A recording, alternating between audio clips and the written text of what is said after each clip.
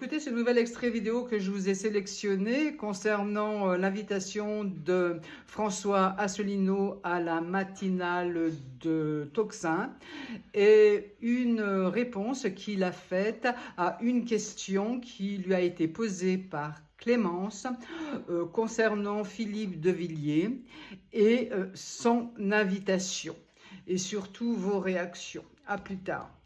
À votre proposition. Mais moi, je pense que Philippe de Villiers devrait nous rejoindre. De même qu'on a des personnes de gauche qui nous rejoignent, hein, on a à l'UPR. Mais vous voulez qu'il passe sous la bannière UPR, Philippe de Villiers? Mais écoutez, on peut faire une coalition. Mais qui peut le plus, peut le moins.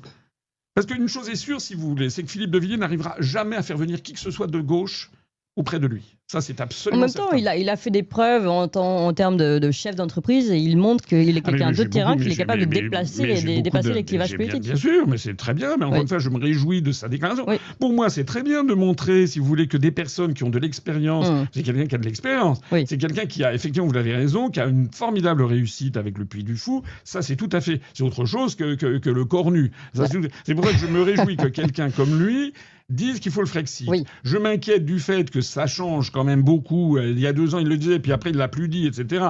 Donc, je suis un peu inquiet. Je suis un peu perplexe sur le fait qu'il faille semblant que je n'existe pas.